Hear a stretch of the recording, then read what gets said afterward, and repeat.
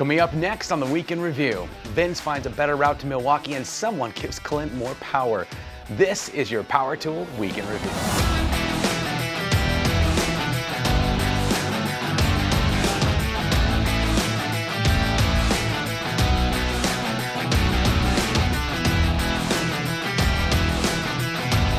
This episode is brought to you by Ohio Power Tool.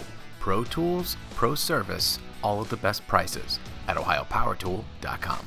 And Skill Saw, true to the trade since 1924. Welcome back to Belts and Boxes. I'm Rob. It's March 27th, 2020, and our home state of Ohio is on lockdown due to the global pandemic. That means neither Sarah nor Connor can come to our studio anymore, so I'm going to do my best to bring you the Power Tool news on my own. Fortunately, I still have Rob Robillard, right, Rob? Maybe if he'll be here later. Let's get to it, shall we? Push sticks. Everyone has them, and they're super useful, safe, and perfect as is, like mine. And the long push stick doesn't give you a lot of control, so let's get rid of it. I didn't see that coming. As it turns out, the building guru himself decided to talk push sticks this week with a video walking you through the different types of push sticks and helps you understand why his is the best. The good news is he teaches you how to make one of your own. To find out how, visit Building Guru on YouTube.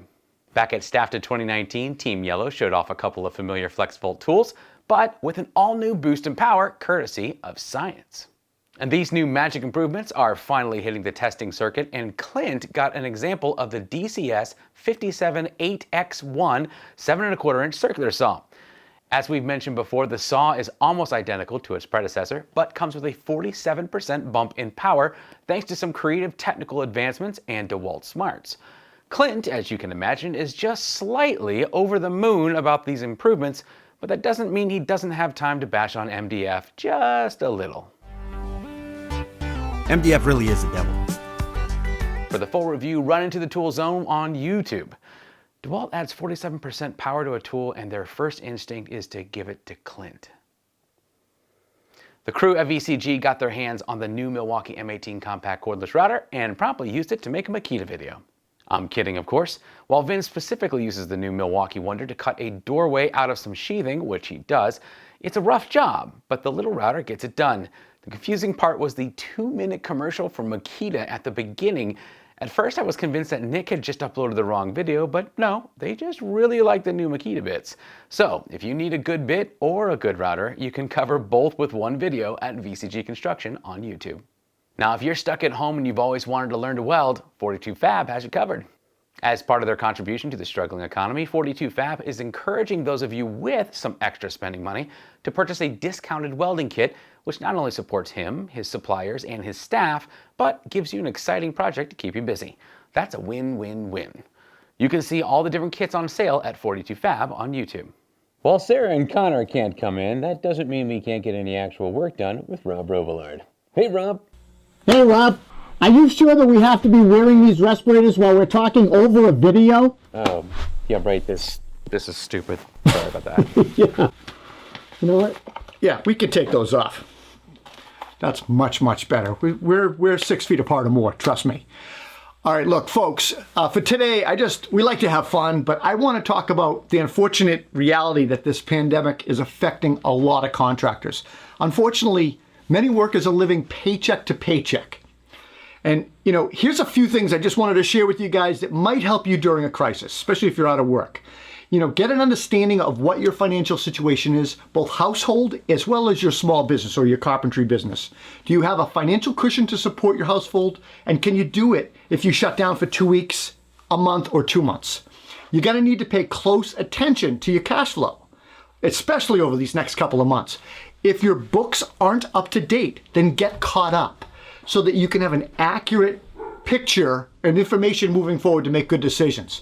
Stay on top of your invoices. Getting invoices out ASAP now so you get that cash flow coming in.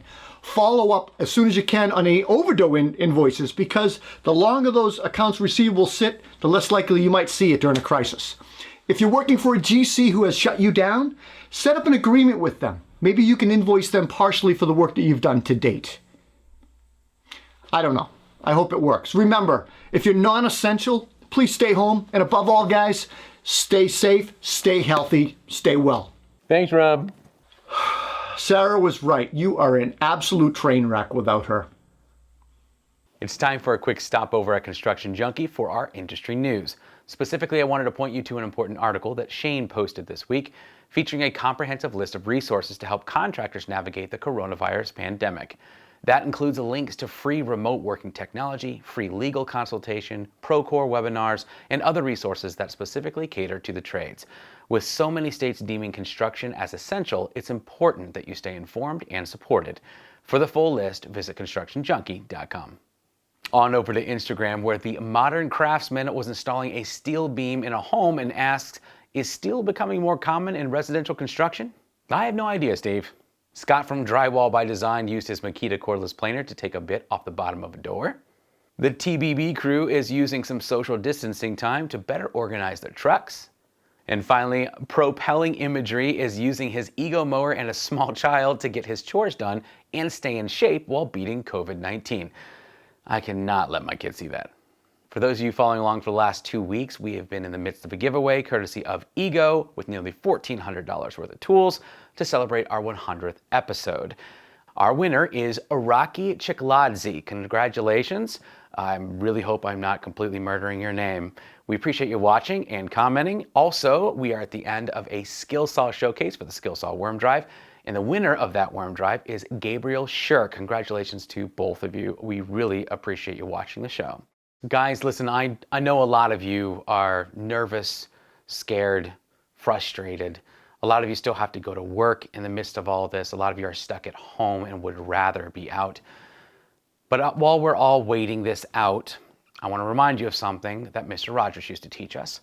That is that when there are tragedies going on, it's always best to look for the helpers. I'm constantly seeing our own peers on Instagram who are collecting their unopened dust masks and sending them into their local hospitals. We even read a story this morning that where Ford is reorganizing one of its factories and working along with 3M to start building ventilators for medical professionals. They're literally using the seat coolers from F-150s for that. That's crazy. It's exciting to see a lot of us come together in the face of such a tragedy to help one another. And I hope if you have that opportunity, you'll do that too. Thank you so much for watching. I appreciate it. Tomorrow at noon, you'll still find me here with our make or break episode. Sarah, of course, could not help me with our project this week, but I fortunately have an 8-year-old daughter who wanted to, and Kaylee did a great job. Be sure to like and subscribe, and I'll see you then.